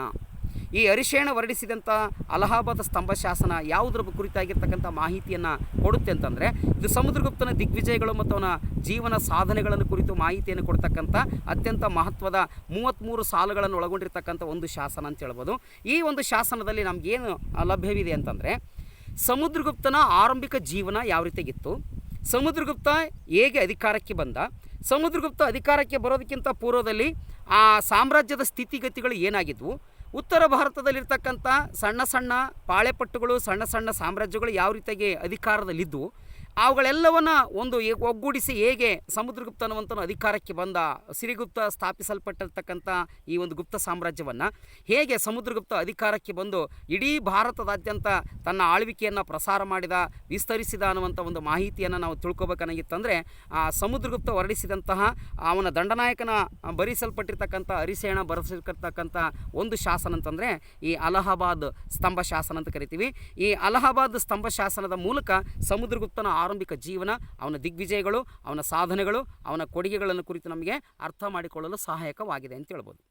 ಇನ್ನು 2ನೇದಾಗಿ ನಮಗಿರ್ತಕ್ಕಂಥ ಮೂಲಾಧಾರಗಳಲ್ಲಿ ವಿಶ್ವವಿಖ್ಯಾತವಾಗಿರ್ತಕ್ಕಂಥ ಕೃತಿಗಳು ಅಂತಂದರೆ ಕವಿರತ್ನ ಕಾಳಿದಾಸ ಬರೆದಿರ್ತಕ್ಕಂಥ ಕೃತಿಗಳು. ಕವಿರತ್ನ ಕಾಳಿದಾಸ ಬರೆದಿರ್ತಕ್ಕಂಥ ಕೃತಿಗಳು. ಈ ಕಾಳಿದಾಸ ಗುಪ್ತರ ಕಾಲದ ಅತ್ಯಂತ ಶ್ರೇಷ್ಠ ಸಂಸ್ಕೃತದ ಒಬ್ಬ ಕವಿಯಾಗಿರ್ತಕ್ಕಂಥವನಾಗಿದ್ದ. ಅವನು ಬರೆದಿರ್ತಕ್ಕಂಥ ವಿಕ್ರಮೋರ್ವಶಿ ಇರ್ಬೋದು, ಕುಮಾರ ಸಂಭವ ಇರ್ಬೋದು, ಮೇಘದೂತ ಇರ್ಬೋದು, ಅಭಿಜ್ಞಾನ ಶಾಕುಂತಲ ಇರ್ಬೋದು, ಋತು ಸಂಹಾರ ಅನ್ನುವಂಥ ಒಂದು ಇದಿರ್ಬೋದು. ಹೀಗೆ ಕಾವ್ಯ ಮತ್ತು ನಾಟಕಗಳಲ್ಲಿ ಪ್ರಾವೀಣ್ಯತೆಯನ್ನು ಪಡ್ಕೊಂಡಿರ್ತಕ್ಕಂಥ ಕಾಳಿದಾಸ ಗುಪ್ತ ಸಾಮ್ರಾಟರ ಆಶ್ರಯದಲ್ಲಿದ್ದುಕೊಂಡು ವಿಶ್ವವಿಖ್ಯಾತವಾಗಿರ್ತಕ್ಕಂಥ ಕೃತಿಗಳನ್ನು ರಚನೆ ಮಾಡಿದ. ಹಾಗಾಗಿ ಆ ಕೃತಿಗಳು ನಮ್ಗೆ ಇವತ್ತು ಯಾವುದ್ರ ಬಗ್ಗೆ ಮಾಹಿತಿಯನ್ನು ಕೊಡ್ತವೆ ಅಂತಂದರೆ, ಕಾಳಿದಾಸನ ಕೃತಿಗಳಿಂದ ಗುಪ್ತರ ಕಾಲದ ಸಾಹಿತ್ಯದ ಮೇಲಿರ್ತಕ್ಕಂಥ ನಂಬಿಕೆ ಮತ್ತು ಸಾಹಿತ್ಯದ ಮೇಲಿರ್ತಕ್ಕಂಥ ಮಹತ್ವ ಮತ್ತು ಅರಸರು ಸಾಹಿತ್ಯಕ್ಕೆ ಕೊಟ್ಟಿರ್ತಕ್ಕಂಥ ಒಂದು ಮಹತ್ವ ಎಷ್ಟರ ಮಟ್ಟಿಗಿತ್ತು ಅನ್ನುವಂಥದ್ದು ಅರ್ಥ ಆಗುತ್ತೆ. ಇನ್ನು ಎರಡನೇದಾಗಿ ಗುಪ್ತ ಸಾಮ್ರಾಜ್ಯದ ಅಧಿಕಾರದಲ್ಲಿ ಸಂಸ್ಕೃತ ಭಾಷೆಗೆ ಕೊಟ್ಟಿರ್ತಕ್ಕಂಥ ಪ್ರಾಶಸ್ತ್ಯ ಮತ್ತು ಆವತ್ತಿನ ಕಾಲದಲ್ಲಿ ಸಮಕಾಲೀನ ಕವಿಗಳಿಗೆ ರಾಜಾಶ್ರಯವನ್ನು ಕೊಟ್ಟಿರ್ತಕ್ಕಂಥ ರೀತಿ, ಕವಿಗಳನ್ನು ಅವರು ಎಷ್ಟರ ಮಟ್ಟಿಗೆ ತಮ್ಮ ಆತ್ಮೀಯ ಬಂಧುಗಳಾಗಿ ಇಟ್ಟುಕೊಂಡಿದ್ರು ಅಂತ ಅನ್ನೋದಕ್ಕೆ ಇದು ಕೂಡ ಒಂದು ಸಾಕ್ಷಿ ಆಗುತ್ತಂತಂದ್ರೂ ಕೂಡ ತಪ್ಪಲ್ಲ. ಹಾಗಾಗಿ ಕಾಳಿದಾಸ ಬರೆದಿರ್ತಕ್ಕಂಥ 5 ಕೃತಿಗಳಲ್ಲಿ ಮುಖ್ಯವಾಗಿರ್ತಕ್ಕಂಥ ಕೃತಿಗಳು 5 ಮುಖ್ಯವಾಗಿರ್ತಕ್ಕಂಥ ಕೃತಿಗಳಂತ ಕರಿಬೋದು. ನಾಳೆ ನಿಮಗೆ 2 ಅಂಕದ ಪ್ರಶ್ನೆಗಳನ್ನು ಕೇಳ್ತಾರೆ. ಏನಂತ ಪ್ರಶ್ನೆ ಕೇಳ್ತಾರೆ ಅಂತಂದರೆ, ಕಾಳಿದಾಸನ ಕೃತಿಗಳನ್ನು ತಿಳಿಸಿ ಅಥವಾ ಕಾಳಿದಾಸನ ಕೃತಿಗಳನ್ನು ಹೆಸರಿಸಿ ಅಂತ ಪ್ರಶ್ನೆ ಕೇಳಿದಾಗ ನೀವು ಆ 5 ಕೃತಿಗಳನ್ನು ಬರಿಬೇಕಾಗತ್ತಾ. ಅಭಿಜ್ಞಾನ ಶಾಕುಂತಲ, ವಿಕ್ರಮೋರ್ವಶೀಯ, ಮೇಘದೂತ, ಆಮೇಲೆ ಈ ಪ್ರಮುಖವಾಗಿರ್ತಕ್ಕಂಥ ಋತು ಸಂಹಾರ, ಕುಮಾರ ಸಂಭವ ಅಂತೇಳಿ ಈ 5 ಕೃತಿಗಳನ್ನು ಬರೆದಿರ್ತಕ್ಕಂಥ ಕವಿ ಯಾರಪ್ಪ ಅಂತಂದರೆ ಈ ಪ್ರಮುಖನಾಗಿರ್ತಕ್ಕಂಥ ಕಾಳಿದಾಸ ಅಂತ ಕರಿತೀವಿ ನಾವು. ಇನ್ನು ಇನ್ನೊಂದು ಮುಖ್ಯವಾಗಿರ್ತಕ್ಕಂಥ ಗ್ರಂಥ ಮೂಲಾಧಾರ ಯಾವುದಂತಂದರೆ ವಿಶಾಖದತ್ತ ಬರೆದಿರ್ತಕ್ಕಂಥ ದೇವಿ ಚಂದ್ರಗುಪ್ತಂ ಮತ್ತು ಮುದ್ರಾ ರಾಕ್ಷಸ ಅನ್ನುವಂಥ ಒಂದು ಕೃತಿ. ಈ ದೇವಿ ಚಂದ್ರಗುಪ್ತಂ ಅನ್ನುವಂಥ ಒಂದು ಕೃತಿಯಲ್ಲಿ ಗುಪ್ತರ ಆರಂಭಿಕ ಅರಸನಾಗಿರ್ತಕ್ಕಂಥ 1ನೇ ಚಂದ್ರಗುಪ್ತ, ಸಮುದ್ರಗುಪ್ತನ ತಂದೆಯಾಗಿರ್ತಕ್ಕಂಥ 1ನೇ ಚಂದ್ರಗುಪ್ತ ಮತ್ತು ದೇವಿ ಚಂದ್ರಗುಪ್ತಂ ಅನ್ನುವಂಥ ಒಂದು ಕೃತಿಯಲ್ಲಿ ಆ ಕುಮಾರದೇವಿಯರ ಮದುವೆ ಅನ್ನುವಂಥ ವಿವಾಹ ಅನ್ನುವಂಥದ್ದು ಯಾವ ರೀತಿಯಾಗಿ ಆಯಿತು, ಅವರಿಬ್ಬರ ವಿವಾಹಕ್ಕೆ ಏನು ಕಾರಣ ಇತ್ತು, ಅವಳು ಯಾವ ರಾಜಮನೆತನದವಳಾಗಿದ್ಲು ಮತ್ತು ಈತ ಹೇಗೆ ಅವಳನ್ನು ವರಿಸಿದ, ಅವರಿಬ್ಬರ ಮಧ್ಯೆ ಹೇಗೆ ಪ್ರೇಮಾಂಕುರ ಆಯಿತು ಅನ್ನುವಂಥ ವಿಚಾರವನ್ನು ತಿಳಿಸುವಂಥ ಒಂದು ಅತ್ಯಂತ ಮಹತ್ವದ ಒಂದು ಕೃತಿ ಅಂತಂದರೆ ವಿಶಾಖದತ್ತ ಬರೆದಿರ್ತಕ್ಕಂಥ ದೇವಿ ಚಂದ್ರಗುಪ್ತಂ ಅನ್ನುವಂಥ ಒಂದು ಕೃತಿ. ನೋಡಿ, ಹೆಸರೇ ಹೇಳುತ್ತೆ ದೇವಿ ಚಂದ್ರಗುಪ್ತಂ ಅಂದರೆ ದೇವಿ ಮತ್ತು ಚಂದ್ರಗುಪ್ತರ ವಿವಾಹದ ಕುರಿತಾಗಿರ್ತಕ್ಕಂಥ ಒಂದು ಮಾಹಿತಿ ಕೊಡ್ತಕ್ಕಂಥ ಗುಪ್ತರ ಕಾಲದ ಅತ್ಯಂತ ಮಹತ್ವದ ಒಂದು ಕೃತಿ ಅಂತಂದರೆ ಈ ದೇವಿ ಚಂದ್ರಗುಪ್ತಂ ಅಂತ ಅನ್ನುವಂಥದ್ದು. ಇನ್ನೊಂದು ಮುದ್ರಾ ರಾಕ್ಷಸ ಅನ್ನುವಂಥದ್ದು. ಈಗಾಗಲೇ ಮುದ್ರಾ ರಾಕ್ಷಸ ಕೃತಿಯನ್ನು ಚಾಣಕ್ಯನ ಸಂಬಂಧಪಟ್ಟಿರ್ತಕ್ಕಂಥ ಮೌರ್ಯ ಸಾಮ್ರಾಟಕ್ಕೆ ಸಂಬಂಧಪಟ್ಟಂಥ ಒಂದು ಕೃತಿಯ ಮಾಹಿತಿಯನ್ನು ಆರಂಭದಲ್ಲಿ ಹೇಳಿದರೂ ಕೂಡ ಕೊನೆಯಲ್ಲಿ ಗುಪ್ತರ ಕುರಿತಾಗಿರ್ತಕ್ಕಂಥ ಒಂದು ಮಾಹಿತಿಯನ್ನು ಕೊಡ್ತಕ್ಕಂಥ ಒಂದು ಕೃತಿ ಅಂತಂದರೆ ಈ ವಿಶಾಖದತ್ತ ಬರೆದಿರ್ತಕ್ಕಂಥ ಮುದ್ರಾ ರಾಕ್ಷಸ. ಹೇಗೆ ಆ ಸಿಂಹಾಸನವನ್ನು ಪಡ್ಕೊಂಡ್ರು, ಹೇಗೆ ಅಧಿಕಾರಕ್ಕೆ ಬಂದರು ಅನ್ನುವಂಥ ವಿಚಾರವನ್ನು ಕೂಡ ಈ ಒಂದು ಕೃತಿಗಳು ನಮಗೆ ತಿಳಿಸ್ತಾವೆ ಅನ್ನುವಂಥದ್ದು. ಹಾಗಾಗಿ ವಿಶಾಖದತ್ತ ಬರೆದಿರ್ತಕ್ಕಂಥ ದೇವಿ ಚಂದ್ರಗುಪ್ತ ಮತ್ತು ಮುದ್ರಾ ರಾಕ್ಷಸ ಅನ್ನುವಂಥ ಕೃತಿಗಳು ಕೂಡ ಗುಪ್ತ ಸಾಮ್ರಾಜ್ಯದ ಮೇಲೆ ಬೆಳಕು ಚೆಲ್ಲುವಂಥ ಅತ್ಯಂತ ಮಹತ್ವದ ಕೃತಿಗಳಾಗಿದ್ವು ಅನ್ನೋದರಲ್ಲಿ 2 ಮಾತಿಲ್ಲ ಅಂತ ಹೇಳ್ಬೋದು. ಇನ್ನು ಭಾರತಕ್ಕೆ ಭೇಟಿ ಕೊಟ್ಟಿರ್ತಕ್ಕಂಥ ಚೀನಾದ ಯಾತ್ರಿಕನಾಗಿರ್ತಕ್ಕಂಥ ಫಾಯಿಯಾನ ಬರೆದಿರ್ತಕ್ಕಂಥ ಫೋಕೋಕಿ ಅನ್ನುವಂಥ ಒಂದು ಕೃತಿ ಗುಪ್ತ ಸಾಮ್ರಾಜ್ಯದ ಸಾಹಿತ್ಯದ ಮೇಲೆ ರಾಜಕೀಯ, ಆರ್ಥಿಕ, ವಿಜ್ಞಾನ ಮತ್ತು ಖಗೋಳಶಾಸ್ತ್ರ ಹೀಗೆ ಹಲವು ವಿಷಯಗಳ ಮೇಲೆ ಬೆಳಕನ್ನು ಚೆಲ್ಲುವಂತಹ ಅತ್ಯಂತ ಮಹತ್ವದ ಒಂದು ಕೃತಿ ಅಂತಂದರೆ ಈ ಫಾಯಿಯಾನ ಬರೆದಿರ್ತಕ್ಕಂಥ ಫೋಕೋಕಿ ಅನ್ನುವಂಥ ಒಂದು ಕೃತಿ. ಈ ಹುಯನ್ ಸ್ಥಾಂಗನಿಗಿಂತಲೂ ಮುಂಚಿತವಾಗಿ ಭಾರತಕ್ಕೆ ಭೇಟಿ ಕೊಟ್ಟಿರ್ತಕ್ಕಂಥ ಈ ಫಾಯಿಯಾನ್ ಅನ್ನುವಂಥವನು ಭಾರತದ ಉತ್ತರ ಭಾರತಕ್ಕೆ ಭೇಟಿ ಕೊಟ್ಟು ಆ ಕಾಲದಲ್ಲಿ ಗುಪ್ತ ಸಾಮ್ರಾಟರು ಆಳ್ವಿಕೆಯನ್ನು ಮಾಡ್ತಾಯಿದ್ರು. ಅವರ ಸಾಮ್ರಾಜ್ಯದಲ್ಲಿ ಒಂದು ಭೇಟಿ ಕೊಟ್ಟು ನಂತರದಲ್ಲಿ ಅವರ ಸಾಮ್ರಾಜ್ಯದಲ್ಲಿರ್ತಕ್ಕಂಥ ಆಡಳಿತ ವ್ಯವಸ್ಥೆ, ಆವತ್ತಿನ ಕಾಲದಲ್ಲಿ ಅವರು ಕೊಟ್ಟಿರ್ತಕ್ಕಂಥ ರಾಜಾಶ್ರಯ ವ್ಯವಸ್ಥೆ ಮತ್ತು ವಿವಿಧ ವಿಷಯಗಳಲ್ಲಿ ಪಾರಂಗಣತೆ ಪಡ್ಕೊಂಡಿರ್ತಕ್ಕಂಥ ಕವಿಗಳಿಗೆ ನೀಡಿರ್ತಕ್ಕಂಥ ಒಂದು ರಾಜಾಶ್ರಯ ಮತ್ತು ಒಂದು ಸನ್ಮಾನ ಮತ್ತು ಆವತ್ತಿನ ಕಾಲದಲ್ಲಿ ಜಾರಿಯಲ್ಲಿರ್ತಕ್ಕಂಥ ಆಡಳಿತ ವ್ಯವಸ್ಥೆಯ ಜೊತೆಗೆ ವಿಜ್ಞಾನ, ತಂತ್ರಜ್ಞಾನ, ಖಗೋಳ, ವೈದ್ಯಕೀಯ, ಗುರುತ್ವಾಕರ್ಷಣೆ ಶಕ್ತಿಯ ಕುರಿತಾಗಿರ್ತಕ್ಕಂಥ ಮಹತ್ವದ ಕುರಿತು ಆವತ್ತಿನ ಕಾಲದಲ್ಲಿ ಒಂದು ಸಿಕ್ಕಿರ್ತಕ್ಕಂಥ ಅತ್ಯಂತ ಮಹತ್ವದ ಒಂದು ಕೃತಿಗಳಂತಂದರೆ ಈ ಒಂದು ಪ್ರಮುಖವಾಗಿರ್ತಕ್ಕಂಥ ಫಾಯಿಯಾನನ ಕೃತಿ ಅಂತನ್ನುವಂಥದ್ದು ಕೂಡ ಹೇಳ್ಬೋದು. ಇದ್ರ ಜೊತೆಗೆ ಇನ್ನೊಬ್ಬ ಚೀನಾದ ಯಾತ್ರಿಕನಾಗಿರ್ತಕ್ಕಂಥ ಒಬ್ಬ ವ್ಯಕ್ತಿ ಅಂತಂದರೆ ಇತ್ಸಿಂಗನ ಬರಹಗಳು ಅಂತ ಬರ್ತವೆ. ಇತ್ಸಿಂಗನ ಬರಹಗಳು, ಇತ್ಸಿಂಗ್ ಅನ್ನುವಂಥನು ಕೂಡ ಗುಪ್ತ ಸಾಮ್ರಾಟದ ಆಡಳಿತದ ಕಾಲದಲ್ಲಿ ಭಾರತಕ್ಕೆ ಭೇಟಿ ಕೊಟ್ಟು ಅವನು ಕೂಡ ಉತ್ತಮವಾಗಿರ್ತಕ್ಕಂಥ ಒಂದು ಬರಹಗಳ ಮೂಲಕ ಪ್ರಾಚೀನ ಭಾರತದ ಇತಿಹಾಸದಲ್ಲಿ ಗುಪ್ತ ಸಾಮ್ರಾಜ್ಯದ ಆಳ್ವಿಕೆ ಅನ್ನುವಂಥದ್ದು ಆರಂಭದಲ್ಲಿ ಯಾವ ರೀತಿಯಾಗಿತ್ತು, ಹೇಗೆ ಒಂದು ಸಾಮ್ರಾಜ್ಯವನ್ನು ಪ್ರವರ್ಧಮಾನವನ್ನುಗೊಳಿಸಿದರು, ಹೇಗೆ ಆ ಸಾಮ್ರಾಜ್ಯಕ್ಕೆ ಅತ್ಯಂತ ಮಹತ್ವದ ಒಂದು ಕಳೆ ಅನ್ನುವಂಥದ್ದು ಬಂತು ಅನ್ನುವಂಥ ಮಾಹಿತಿಯನ್ನು ಇತ್ಸಿಂಗನ ಬರಹಗಳಿಂದ ನಮಗೇನಾಗ್ತವೆ ಅಂತಂದರೆ ತಿಳಿದುಕೊಳ್ಳಲು ಸಾಧ್ಯವಾಗುತ್ತೆ ಅಂತ ಹೇಳ್ಬೋದು. ಇನ್ನು ಮುಖ್ಯವಾಗಿರ್ತಕ್ಕಂಥ ಇನ್ನೊಂದು ಪ್ರಮುಖವಾಗಿರ್ತಕ್ಕಂಥ ವಿಜ್ಞಾನದ ಕೃತಿ ಅಂತಂದರೆ ಬ್ರಹ್ಮಗುಪ್ತ ಬರೆದಿರ್ತಕ್ಕಂಥ ಸೂರ್ಯ ಸಿದ್ಧಾಂತ ಅನ್ನುವಂಥದ್ದು. ಬ್ರಹ್ಮಗುಪ್ತ ಅನ್ನುವಂಥವನು ಬರೆದಿರ್ತಕ್ಕಂತಹ ಸೂರ್ಯ ಸಿದ್ಧಾಂತ ಅನ್ನುವಂಥದ್ದು. ಈ ಬ್ರಹ್ಮಗುಪ್ತ ಬರೆದಿರ್ತಕ್ಕಂಥ ಸೂರ್ಯ ಸಿದ್ಧಾಂತದಲ್ಲಿ ಗ್ರಹಗಳು, ನಕ್ಷತ್ರಗಳು, ಆಕಾಶ ಕಾಯಕ್ಕೆ ಸಂಬಂಧಪಟ್ಟಂಥ ಎಲ್ಲ ವಿಚಾರಗಳನ್ನು ಕುರಿತು ಅವನು ಬರೆದಿರ್ತಕ್ಕಂಥದ್ದನ್ನು ಕಾಣ್ತೀವಿ. ಈಗಾಗಲೇ ತಮಗೆ ಗೊತ್ತಿದೆ, ಭೂಮಿಗೆ ಒಂದು ಗ್ರಾವಿಟೇಷನ್ ಪವರ್ ಇದೆ, ಭೂಮಿಗೆ ಒಂದು ಗುರುತ್ವಾಕರ್ಷಣೆ ಶಕ್ತಿ ಇದೆ ಅನ್ನುವಂಥ ಮಾತನ್ನು ಹೇಳ್ತೀವಿ. ಆದರೆ ಭೂಮಿಗೆ ಗುರುತ್ವಾಕರ್ಷಣೆ ಶಕ್ತಿಯನ್ನು ಕಂಡುಹಿಡಿದವರು ಯಾರು ಅಂತ ಪ್ರಶ್ನೆ ಕೇಳಿದರೆ ನಾವು ಹೇಳ್ತಕ್ಕಂಥದ್ದು ಏನಂತ ಹೇಳ್ತೀವಿ ಅಂತಂದರೆ ನ್ಯೂಟನ್ ಅಂತ ಹೇಳ್ತೀವಿ. ಸರ್ ಐಸಾಕ್ ನ್ಯೂಟನ್ ಅಂತ ಹೇಳ್ತೀವಿ. ಸರ್ ಐಸಾಕ್ ನ್ಯೂಟನ್ನ ಕಾಲ 17 ಮತ್ತು 18ನೇ ಶತಮಾನ. ಪ್ರಪಂಚಕ್ಕೆ ಗುರುತ್ವಾಕರ್ಷಣೆ ಶಕ್ತಿಯನ್ನು ಕಂಡುಹಿಡಿದಿರ್ತಕ್ಕಂಥವ್ರು ಭಾರತೀಯರು ಅನ್ನೋದರಲ್ಲಿ ಅನುಮಾನ ಇಲ್ಲ. ಕಾರಣ ಏನಪ್ಪ ಅಂದರೆ ಬ್ರಹ್ಮಗುಪ್ತ ತನ್ನ ಸೂರ್ಯಕೇಂದ್ರ ಸಿದ್ಧಾಂತದಲ್ಲಿ ಈ ಒಂದು ಗುರುತ್ವಾಕರ್ಷಣೆ ಶಕ್ತಿಯ ಕುರಿತಾಗಿರ್ತಕ್ಕಂಥ ಸಕಲ ಮಾಹಿತಿಯನ್ನು ತನ್ನ ಒಂದು ಕೇಂದ್ರ ಸಿದ್ಧಾಂತ ಅನ್ನುವಂಥ ಒಂದು ಕೃತಿಯಲ್ಲಿ ವ್ಯಕ್ತಪಡಿಸಿರ್ತಕ್ಕಂಥದ್ದನ್ನು ಕಾಣ್ತೀವಿ. ಭೂಮಿಗೆ ಒಂದು ಗುರುತ್ವಾಕರ್ಷಣೆ ಶಕ್ತಿ ಇದೆ. ಹಾಗಾಗಿ ಭೂಮಿಗೆ 2 ಚಲನೆಗಳಿವೆ, ಒಂದು ದೈನಂದಿನ ಚಲನೆ, ಇನ್ನೊಂದು ವಾರ್ಷಿಕ ಚಲನೆ. ಹಾಗಾಗಿ ದೈನಂದಿನ ಚಲನೆಯಿಂದ ಹಗಲು ರಾತ್ರಿಗಳು ಉಂಟಾದರೆ ವಾರ್ಷಿಕ ಚಲನೆಯಿಂದ ಋತುಮಾನಗಳು ಉಂಟಾಗ್ತವೆ ಅನ್ನುವಂಥ ಮಾಹಿತಿಯನ್ನು ಬ್ರಹ್ಮಗುಪ್ತ ತನ್ನ ಸೂರ್ಯಕೇಂದ್ರ ಸಿದ್ಧಾಂತದಲ್ಲಿ ಹೇಳಿರ್ತಕ್ಕಂಥದ್ದನ್ನು ಕಾಣ್ತೀವಿ. ಈ ಪೂರ್ವದಲ್ಲಿ ಅಂದರೆ ಬ್ರಹ್ಮಗುಪ್ತ ತನ್ನ ಕೃತಿಯನ್ನು ಮಂಡಿಸೋದಕ್ಕಿಂತ ಅಥವಾ ಬರೆಯೋದಕ್ಕಿಂತ ಪೂರ್ವದಲ್ಲಿ ಪ್ರಪಂಚ ಚಪ್ಪಟಿಯಾಗಿದೆ, ದುಂಡಕ್ಕಿಲ್ಲ, ಸೂರ್ಯ ಭೂಮಿ ಸುತ್ತುತ್ತಾ ಇದ್ದಾನೆ ಅನ್ನುವಂಥ ಮಾಹಿತಿಗಳಿದ್ದವು ಅದರ ಪಾಶ್ಚಾತ್ಯರಿಂದ.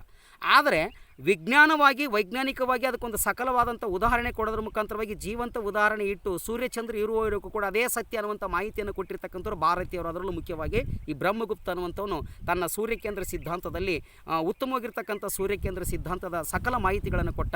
ಅಕ್ಷಾಂಶಗಳು, ರೇಖಾಂಶಗಳು, ಗ್ರಹಣಗಳು, ಆಮೇಲೆ ನಕ್ಷತ್ರಗಳು, ಆಕಾಶಕಾಯಗಳು, ಆಕಾಶಕ್ಕೆ ಸಂಬಂಧಪಟ್ಟಂಥ ವಿಚಾರಗಳು, ಆಮೇಲೆ ಖಗೋಳಶಾಸ್ತ್ರಕ್ಕೆ ಸಂಬಂಧಪಟ್ಟಂಥ ಎಲ್ಲ ಸಮಗ್ರ ಮಾಹಿತಿಯನ್ನು ಬ್ರಹ್ಮಗುಪ್ತ ತನ್ನ ಈ ಒಂದು ಸೂರ್ಯಕೇಂದ್ರ ಸಿದ್ಧಾಂತದಲ್ಲಿ ರಚನೆ ಮಾಡಿರ್ತಕ್ಕಂಥದ್ದನ್ನು ಕಾಣ್ತೀವಿ. ಅದರ ಜೊತೆಗೆ ಮುಖ್ಯವಾಗಿರ್ತಕ್ಕಂಥ ವರಹ ಮಿಹಿರ ಬೃಹತ್ ಸಂಹಿತೆಯನ್ನು ಕೂಡ ಬರೆದ. ವರಹ ಮಿಹಿರ ಬರೆದಿರ್ತಕ್ಕಂಥ ಬೃಹತ್ ಸಂಹಿತೆ ಇದೊಂದು ಅತ್ಯಂತ ವಿಶ್ವವಿಖ್ಯಾತವಾಗಿರ್ತಕ್ಕಂಥ ಒಂದು ವಿಶ್ವಕೋಶ ಅಂತಂದ್ರೂ ಕೂಡ ತಪ್ಪಲ್ಲ. ಅವನು ಬೃಹತ್ ಸಂಹಿತೆಯ 2ನೇ ಅಧ್ಯಾಯದಲ್ಲಿ ಒಂದು ಮಾತನ್ನು ಹೇಳ್ತಾನೆ. ವರಹ ಮಿಹಿರ ಗುಪ್ತ ಸಾಮ್ರಾಟದ ಅರಸರ ಆಳ್ವಿಕೆಯಲ್ಲಿರ್ತಕ್ಕಂಥ ಒಬ್ಬ ಮಹಾನ್ ವ್ಯಕ್ತಿಯಲ್ಲಿ ಅಥವಾ ಕವಿಯಲ್ಲಿ ಇವನು ಕೂಡ ಒಬ್ಬ. ಅವನು ತನ್ನ ಬೃಹತ್ ಸಂಹಿತೆಯಲ್ಲಿ ಒಂದು ಮಾತನ್ನು ಹೇಳ್ತಾನೆ. ಏನಂತ ಹೇಳ್ತಾನಂತಂದರೆ, ನೋಡಿ, ಕ್ರಿಸ್ತ ಶಕ 4ನೇ ಶತಮಾನ ಅಂದರೆ 3 ಮತ್ತು 3ನೇ ಶತಮಾನದ ಕೊನೆಯ ಭಾಗ, 4ನೇ ಶತಮಾನದ ಆರಂಭದ ಭಾಗದಲ್ಲಿ ಬರೆದಿರ್ತಕ್ಕಂಥ ಒಂದು ಕೃತಿ ಅಂತಂದರೆ ಈ ಬೃಹತ್ ಸಂಹಿತೆ ಅಂತ ಕರಿತೀವಿ. ಅದರಲ್ಲಿ ವರಹ ಮಿಹಿರ ಆವತ್ತಿನ ಕಾಲದಲ್ಲಿ ಒಂದು ಮಾತನ್ನು ಹೇಳಿದೆ. ಏನಂತ ಹೇಳಿದಂತಂದರೆ, ಬರೀ ಕಣ್ಣಿನಿಂದ ಆಕಾಶವನ್ನು ಗಮನಿಸಿರ್ತಕ್ಕಂಥ ಅವನು ಒಂದು ಮಾತನ್ನು ಹೇಳ್ತಾನೆ. ಏನಂತ ಹೇಳ್ತಾನಂತಂದರೆ, ಚಂದ್ರನ ಮೇಲೆ ಮಾನವ ವಾಸ ಮಾಡುವಂಥ ದಿನಗಳು ಬಹಳ ದೂರವಿಲ್ಲ.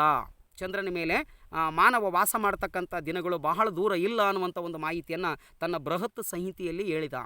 ಇದರಿಂದ ಭಾರತೀಯರಿಗೆ ಕ್ರಿಸ್ತಶಕ 4ನೇ ಶತಮಾನ ಅಥವಾ 3ನೇ ಶತಮಾನದ ಕೊನೆ ಮತ್ತು 4ನೇ ಶತಮಾನದ ಆರಂಭದಲ್ಲಿ ವಿಜ್ಞಾನ ಮತ್ತು ತಂತ್ರಜ್ಞಾನದಲ್ಲಿ ಎಷ್ಟು ಪ್ರಾವೀಣ್ಯತೆಯನ್ನು ಪಡ್ಕೊಂಡಿದ್ರು ಅನ್ನೋಂಥ ವಿಚಾರಗಳು ಕೂಡ ಪ್ರಪಂಚಕ್ಕೆ ಗೊತ್ತಿತ್ತು ಅನ್ನುವಂಥ ಮಾಹಿತಿಯನ್ನು ನಮಗೆ ಇವರ ಕೃತಿಗಳಿಂದ ನಮಗೆ ಲಭ್ಯವಾಗ್ತಕ್ಕಂಥದ್ದು.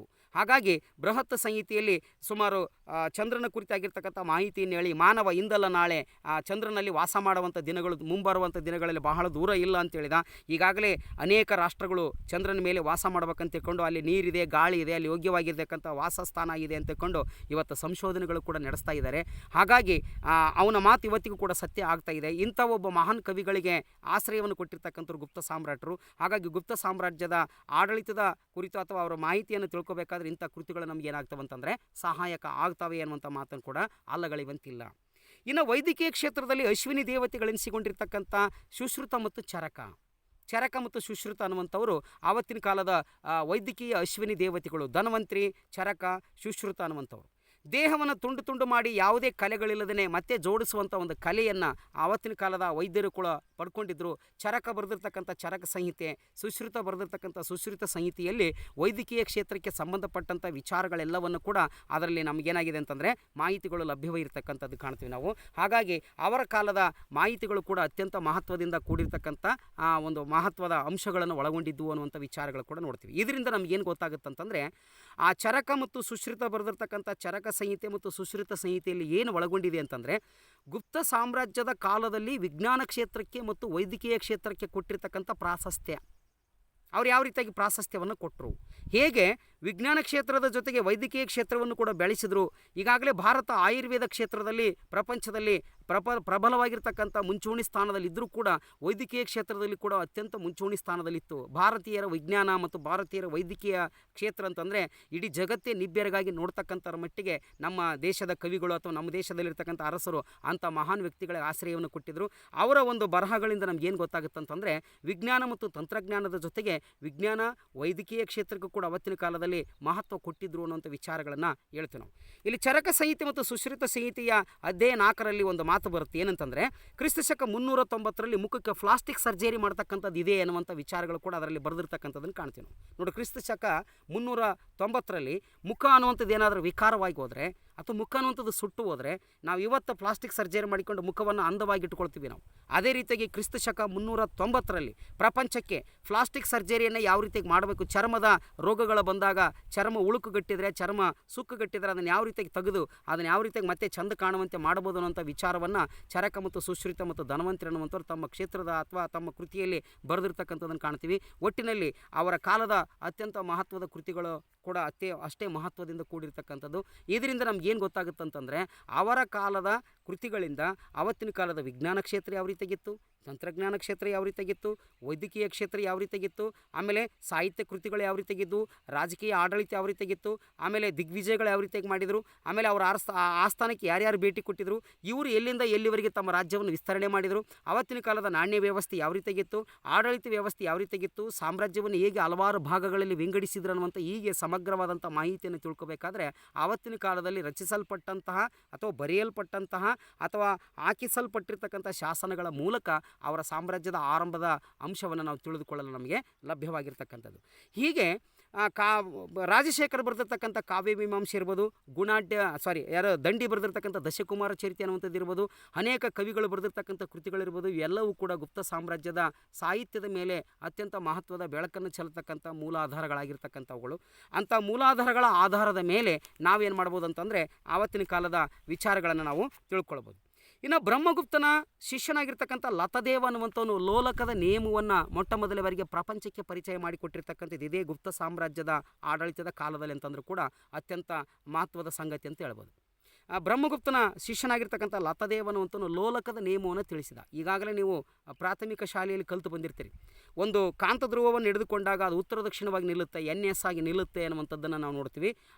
ಯಾಕೆ NS ಆಗಿ ನಿಲ್ಲುತ್ತೆ ಅಂತಂದರೆ ಕಾಂತಧ್ರುವಗಳು ಯಾವಾಗಲೂ ಉತ್ತರ ದಕ್ಷಿಣವಾಗಿ ನಿಲ್ತವ, ಅಲ್ಲಿ ಸಾಕಷ್ಟು ಗುರುತ್ವಾಕರ್ಷಣೆ ಶಕ್ತಿ ಇರ್ತಕ್ಕಂಥದ್ರಿಂದ ಆ ಎರಡು ಭಾಗಗಳಿಗೆ ಇಳಿತವ ಅನ್ನುವಂಥ ವಿಚಾರವನ್ನು ಆವತ್ತಿನ ಕಾಲದಲ್ಲಿ ಲತಾದೇವ ಲೋಲಕದ ನಿಯಮದ ಮೂಲಕ ಪ್ರಪಂಚಕ್ಕೆ ತಿಳಿಸಿಕೊಟ್ಟಿರ್ತಕ್ಕಂಥದ್ದು. ಇವತ್ತು ಭೂಮಿ ದುಂಡಾಕಾರವಿದೆ ಅಂತಂದರೆ ಉತ್ತರ ಮತ್ತು ದಕ್ಷಿಣದಲ್ಲಿ ಧ್ರುವಗಳು ಕಾಂತಧ್ರುವಗಳು ಅಂತ ಕರಿತೀವಿ. ಆ ಕಾಂತಧ್ರುವಗಳು ಯಾವಾಗಲೂ ಆಕರ್ಷಣೆ ಆಗಿರ್ತಕ್ಕಂಥವುಗಳನ್ನು ಕಾಣ್ತೀವಿ, ವಿರುದ್ಧ ದಿಕ್ಕಿಗೆ ಆಕರ್ಷಣವಾಗ್ತಕ್ಕಂಥವುಗಳನ್ನು ಕಾಣ್ತೀವಿ. ಹಾಗಾಗಿ ಲತದೇವ ಬರೆದಿರ್ತಕ್ಕಂಥ ಲೋಲಕದ ನಿಯಮದ ಮೂಲಕ ಇವತ್ತು ಗಡಿಯಾರ ಅನ್ನುವಂಥದ್ದು ಹಿಂಗೆ ತೂಗ್ತಾ ಇದೆ ಅನ್ನುವಂಥದ್ದು ಕೂಡ ನಾವು ನೋಡ್ತೀವಿ. ಗಡಿಯಾರದಲ್ಲಿ ಈ ಮುಳ್ಳು ಈ ಥರ ಹಿಂಗೆ ತೂಗ್ತಾ ಇದೆ, ಒಂದು ಲೋಲಕ ಅನ್ನುವಂಥದ್ದು ಈ ರೀತಿಯಾಗಿ ತೂಗ್ತಕ್ಕಂಥದ್ದು ಇದೆ, ಅದು ಉತ್ತರ ದಕ್ಷಿಣವಾಗಿಯೇ ತಿರುಗತಕ್ಕಂಥದ್ದು ಇದೆ ಅನ್ನುವಂಥ ವಿಚಾರವನ್ನು ಲತದೇವ ತನ್ನ ಪ್ರಮುಖವಾಗಿರ್ತಕ್ಕಂಥ ಕೃತಿಯಲ್ಲಿ ಮಂಡಿಸಿರ್ತಕ್ಕಂಥದ್ದನ್ನು ಕಾಣ್ತೀವಿ. ಇವನು ಬ್ರಹ್ಮಗುಪ್ತನ ಶಿಷ್ಯನಾಗಿರ್ತಕ್ಕಂಥ ಅವನು ಬರೆದಿರ್ತಕ್ಕಂಥ ಕೃತಿ ಯಾವುದಪ್ಪ ಅಂದರೆ ಲೋಲಕದ ನಿಯಮ ಅನ್ನುವಂಥ ಒಂದು ಕೃತಿಯಲ್ಲಿ ಆ ಲೋಲಕದ ನಿಯಮದ ಕುರಿತಾಗಿರ್ತಕ್ಕಂಥ ವಿಚಾರವನ್ನು ಮತ್ತು ಭೂಮಿಗೆ ಗುರುತ್ವಾಕರ್ಷಣೆ ಶಕ್ತಿ ಯಾವ ರೀತಿಯಾಗಿ ಉತ್ತರ ದಕ್ಷಿಣಕ್ಕೆ ಇದೆ ಅನ್ನುವಂಥ ವಿಚಾರವನ್ನು ಕೂಡ ಅವತ್ತಿನ ಕಾಲದಲ್ಲಿ ಬರೆದಿರ್ತಕ್ಕಂಥದ್ದನ್ನು ಕಾಣ್ತೀವಿ. ಇದರ ಜೊತೆಗೆ ಅನೇಕ ಪ್ರಮುಖವಾಗಿರ್ತಕ್ಕಂಥ ಕೃತಿಗಳು ಕೂಡ ಆ ಕಾಲದಲ್ಲಿ ಲಭ್ಯವಾಗಿದ್ದವು. ಇವುಗಳೆಲ್ಲವೂ ಕೂಡ ಗುಪ್ತ ಸಾಮ್ರಾಜ್ಯದ ಆ ಸಾಹಿತ್ಯದ ಮೇಲೆ ಅತ್ಯಂತ ಮಹತ್ವದ ಪ್ರಮುಖವಾಗಿರ್ತಕ್ಕಂಥ ಒಂದು ಬೆಳಕನ್ನು ಚೆಲ್ಲಲು ಕೂಡ ನಮಗೇನಾಗಿದೆ ಅಂತಂದರೆ ಸಹಾಯಕವಾಗಿದೆ ಅನ್ನುವಂಥ ಮಾತನ್ನು ಇಲ್ಲಿ ಹೇಳಿರ್ತಕ್ಕಂಥದ್ದು. ಅಲಹಾಬಾದ್ ಸ್ತಂಭ ಶಾಸನ ಇರ್ಬೋದು ಮತ್ತು ಮೆಹರೂಲಿ ಸ್ತಂಭ ಶಾಸನ. ಈ ಮೆಹರೂಲಿ ಸ್ತಂಭ ಶಾಸನದಿಂದ ನಮಗೇನು ಮಾಹಿತಿಗಳು ಲಭ್ಯವಾಗ್ತವೆ ಅಂತಂದರೆ ಗುಪ್ತ ಸಾಮ್ರಾಜ್ಯದ ಕಾಲದಲ್ಲಿ ಈ ಲೋಹಶಾಸ್ತ್ರದಲ್ಲಿ ಅವರು ಪಡ್ಕೊಂಡಿರ್ತಕ್ಕಂಥ ಪರಿಣಿತಿ ಯಾವ ರೀತಿಯಾಗಿತ್ತು, ಲೋಹಶಾಸ್ತ್ರದ ಬಗ್ಗೆ ಅವ್ರು ಯಾವ ರೀತಿಯಾಗಿರ್ತಕ್ಕಂಥ ಒಂದು ಪರಿಕಲ್ಪನೆಯನ್ನು ಪಡ್ಕೊಂಡಿದ್ರು ಅನ್ನುವಂಥ ಒಂದು ವಿಚಾರವನ್ನು ಆ ಒಂದು ಮೆಹರೂಲಿ ಸ್ತಂಭ ಶಾಸನದ ಮೂಲಕ ನಮ್ಗೆ ಗೊತ್ತಾಗುತ್ತೆ. ಪಂಚ ಲೋಹಗಳಿಂದ ನಿರ್ಮಾಣವಾಗಿರ್ತಕ್ಕಂಥ ಒಂದು ಮೆಹರೂಲಿ ಸ್ತಂಭ ಶಾಸನ ದೆಹಲಿಯಲ್ಲಿ 2ನೇ ಚಂದ್ರಗುಪ್ತನ ಕಾಲದಲ್ಲಿ ಸುಮಾರು 22 ಅಡಿ ಎತ್ತರದಲ್ಲಿ ನಿರ್ಮಾಣ ಆಗಿರ್ತಕ್ಕಂಥ ಒಂದು ಸ್ತಂಭ ಶಾಸನ. ಅದರ ಒಂದು ವಿಶೇಷತೆ ಏನಪ್ಪ ಅಂತಂದರೆ ಅದು ಪಂಚಲೋಹಗಳಿಂದ ಮಾಡಿರ್ತಕ್ಕಂಥ ಒಂದು ಲೋಹ. ಮಧ್ಯಾಹ್ನ 1 ಗಂಟೆಗೆ ಹೋಗಿ ಆ ಕಂಬವನ್ನು ಮುಟ್ಟಿದರೆ ಅದು ತಣ್ಣಗಿರುತ್ತೆ ಹೊರತಾಗಿ ಬಿಸಿ ಆಗಲ್ಲ. ನೋಡಿ ಯಾವ ರೀತಿಯಾಗಿರ್ತಕ್ಕಂಥ ಒಂದು ಲೋಲಕದ ಪರಿಕಲ್ಪನೆ ಅವ್ರಿಗಿತ್ತು ಅನ್ನುವಂಥದ್ದು ಮತ್ತು ಲೋಹಶಾಸ್ತ್ರದ ಬಗ್ಗೆ ಅವರಿಗೆ ಪರಿಕಲ್ಪನೆ ಇತ್ತು ಅನ್ನುವಂಥ ವಿಚಾರಗಳು ಕೂಡ ಇಂಥ ಒಂದು ಶಾಸನದಿಂದ ನಮಗೆ ಲಭ್ಯವಾಗ್ತವಿದೆ. ಇದ್ರ ಮೂಲಕ ನಮಗೇನು ಗೊತ್ತಾಗುತ್ತಂತಂದರೆ ಗುಪ್ತ ಸಾಮ್ರಾಜ್ಯದಲ್ಲಿರ್ತಕ್ಕಂಥ ಕುಶಲಕರ್ಮಿಗಳು ಮತ್ತು ಲೋಲಕದ ನಿಯಮವನ್ನು ಅಳವಡಿಸಿಕೊಂಡಿರ್ತಕ್ಕಂಥ ವ್ಯಕ್ತಿಗಳು ಮತ್ತು ಪ್ರಮುಖವಾಗಿರ್ತಕ್ಕಂಥ ಲೋಹಶಾಸ್ತ್ರದಲ್ಲಿ ಅವತ್ತಿನ ಕಾಲದಲ್ಲಿ ಜನ ಎಷ್ಟರ ಮಟ್ಟಿಗೆ ಪ್ರಾವೀಣ್ಯತೆಯನ್ನು ಪಡ್ಕೊಂಡಿದ್ದರು, ಶತಮಾನಗಳು ಕಳೆದರೂ ಕೂಡ ಸುಮಾರು 1000 ವರ್ಷಗಳು ಕಳೆದರೂ ಕೂಡ ಒಂದು ಮೆಹರೂಲಿ ಸ್ತಂಭಶಾಸ್ತ್ರ ಇವತ್ತಿಗೂ ಕೂಡ ಒಂದು ತುಕ್ಕು ಹಿಡಿದಿಲ್ಲ ಅಂತಂದರೆ ಅವರ ಲೋಹಶಾಸ್ತ್ರಕ್ಕೆ ಯಾವ ರೀತಿಯಾಗಿ ಒಂದು ಪ್ರಾಶಸ್ತ್ಯವನ್ನು ಕೊಟ್ಟಿದ್ದರು. ಆವತ್ತಿನ ಕಾಲದ ಲೋಹಶಾಸ್ತ್ರದ ಬಗ್ಗೆ ಅವ್ರಿಗೆ ಎಷ್ಟರ ಮಟ್ಟಿಗೆ ಒಂದು ಅನುಭವ ಅನ್ನುವಂಥದ್ದಿತ್ತು, ಒಂದು ಅಗಾಧತೆ ಅನ್ನುವಂಥದ್ದಿತ್ತು ಅನ್ನುವಂಥ ವಿಚಾರಗಳು ಕೂಡ ನಮ್ಗೆ ಏನಾಗ್ತವೆ ಅಂತಂದರೆ ಅದರ ಮೂಲಕ ಗೊತ್ತಾಗ್ತವೆ. ಒಟ್ಟಿನಲ್ಲಿ ಈ ಒಂದು ಗುಪ್ತ ಸಾಮ್ರಾಜ್ಯದ ಮಾಹಿತಿಯನ್ನು ತಿಳ್ಕೊಳ್ಳೋದಕ್ಕಿಂತ ಪೂರ್ವದಲ್ಲಿ ಆವತ್ತಿನ ಕಾಲದಲ್ಲಿ ಇರ್ತಕ್ಕಂಥ ಕೆಲವು ಆ ಮೂಲಾಧಾರಗಳ ಮೂಲಕ ಆ ಸಾಮ್ರಾಜ್ಯದ ಇತಿಹಾಸವನ್ನು ಅರ್ಥ ಮಾಡಿಕೊಳ್ಳಲು ನಮ್ಗೆ ಏನಾಗ್ತವೆ ಅಂತಂದರೆ ಲಭ್ಯವಾಗ್ತಕ್ಕಂಥ ಮಾಹಿತಿಗಳ ಮೂಲಕ ನಮಗೆ ಅರ್ಥ ಆಗ್ತವೆ. ಒಟ್ಟಿನಲ್ಲಿ ಈ ಒಂದು ಗುಪ್ತ ಸಾಮ್ರಾಜ್ಯದ ಆರ್ಥಿಕ ಸ್ಥಿತಿ ಇರ್ಬೋದು, ರಾಜಕೀಯ ಸ್ಥಿತಿ ಇರ್ಬೋದು, ಸಾಮಾಜಿಕ ಸ್ಥಿತಿ ಇರ್ಬೋದು, ಆಮೇಲೆ ಪ್ರಮುಖವಾಗಿರ್ತಕ್ಕಂಥ ಇನ್ನಿತರ ಕ್ಷೇತ್ರಗಳಿರ್ಬೋದು, ಇವೆಲ್ಲದರಿಂದ ನಮ್ಗೆ ಏನಾಗ್ತಪ್ಪ ಅಂತಂದರೆ ಗುಪ್ತರು ಸುವರ್ಣಯುಗದ ಪರಿಕಲ್ಪನೆಯನ್ನು ಹೊಂದಿದ್ರು ಅನ್ನುವಂಥ ವಿಚಾರಗಳು ಕೂಡ ನಮಗೆ ಲಭ್ಯವಾಗ್ತಕ್ಕಂಥದ್ದಿದೆ. ಹಾಗಾಗಿ ಗುಪ್ತ ಸಾಮ್ರಾಜ್ಯದ ಅರಸರ ಆಳ್ವಿಕೆ ಕಾಲದಲ್ಲಿ ನಿರ್ಮಾಣ ಮಾಡಿರ್ತಕ್ಕಂಥ ಅನೇಕ ಕೃತಿಗಳಿರ್ಬೋದು, ಆಮೇಲೆ ಶಾಸನಗಳಿರ್ಬೋದು, ಗ್ರಂಥಗಳಿರ್ಬೋದು, ಇವುಗಳೆಲ್ಲವೂ ಕೂಡ ಗುಪ್ತ ಸಾಮ್ರಾಜ್ಯದ ಮಾಹಿತಿಯನ್ನು ತಿಳಿದುಕೊಳ್ಳಲು ಇರತಕ್ಕಂಥ ಆರಂಭದ ಮೂಲಾಧಾರಗಳು ಅಂತಕೊಂಡು ಕರಿತೀವಿ. ಆ ಮೂಲಾಧಾರಗಳ ಆಧಾರದ ಮೇಲೆ ಇವರ ಸಾಮ್ರಾಜ್ಯದ ಇತಿಹಾಸವನ್ನು ನಾವು ಅರ್ಥ ಮಾಡಿಕೊಳ್ಳಲು ನಮ್ಗೆ ಏನಾಗಿದೆ ಅಂತಂದರೆ ಸಹಾಯಕವಾಗಿದೆ. ಹಾಗಾಗಿ ಗುಲ್ಬರ್ಗ ವಿಶ್ವವಿದ್ಯಾಲಯ ನಿಗದಿಪಡಿಸಿರ್ತಕ್ಕಂಥ ಆ ಒಂದು ಪಠ್ಯಕ್ರಮದಲ್ಲಿ ಆರಂಭದ ಒಂದು ಅಧ್ಯಾಯ ಅಂತಂದರೆ ಗುಪ್ತರು ಅಂತ ಹೇಳ್ತೀವಿ. ಆ ಗುಪ್ತ ಸಾಮ್ರಾಜ್ಯದಲ್ಲಿ ನೀವೇನೇನು ಓದಬೇಕಾಗುತ್ತಂದರೆ ಸಮುದ್ರಗುಪ್ತ ಮತ್ತು ಅವನ ಸಾಧನೆಗಳು, ಎರಡನೇ ಚಂದ್ರಗುಪ್ತ ಮತ್ತು ಅವನ ಸಾಧನೆಗಳು, ಗುಪ್ತರ ಕಾಲದ ಸುವರ್ಣಯುಗದ ಪರಿಕಲ್ಪನೆ ಅಂತಕೊಂಡು 3 ಅಂಶಗಳನ್ನು ನಾವು ಅಲ್ಲಿ ಓದಬೇಕಾಗುತ್ತೆ. ಆ 3 ಅಂಶಗಳು ಕೂಡ 10ರಿಂದ 15 ಅಂಕಕ್ಕೆ ಬರ್ತಕ್ಕಂಥ ಪ್ರಶ್ನೆಗಳಾಗಿರ್ತವೆ. ಅವುಗಳೆಲ್ಲದರ ಮಾಹಿತಿಯನ್ನು ನಾನು ಈಗಾಗಲೇ ನಿಮಗೆ ಒಂದೊಂದಾಗಿ PDF ಮೂಲಕ ಮತ್ತು ಕ್ಲಾಸ್ಗಳ ಮೂಲಕ ನಾನು ತಿಳಿಸ್ತಾ ಇದ್ದೀನಿ. ದಯವಿಟ್ಟು ಇನ್ಮೇಲೆ ಎಲ್ಲರೂ ಆನ್ಲೈನ್ ಕ್ಲಾಸಿಗೆ ಬಂದು ಸರಿಯಾದ ಸಮಯಕ್ಕೆ ತಾವೆಲ್ಲರೂ ಕೂಡ ಒಂದು ಲಿಂಕನ್ನು ಓಪನ್ ಮಾಡಿ ಅದಕ್ಕೆ ಜಾಯಿನ್ ಆಗಿ ಆ ಕ್ಲಾಸನ್ನು ಸರಿಯಾದ ರೀತಿಯಿಂದ ಗಮನಿಸಿ ನಿಮ್ಮ ಬದುಕನ್ನು ಯಶಸ್ವಿಗೊಳಿಸಿಕೊಳ್ಬೇಕಂತಕೊಂಡು ಈ ಒಂದು ವಿಡಿಯೋಗಳ ಮೂಲಕ ಇವತ್ತಿನ ಒಂದು ಪಾಠವನ್ನು ಮುಗಿಸ್ತಾ ಇದ್ದೀನಿ. ಉಳಿದದ್ದನ್ನು ಮುಂದಿನ ತರಗತಿಗಳಲ್ಲಿ ನೋಡೋಣ. ಧನ್ಯವಾದಗಳು.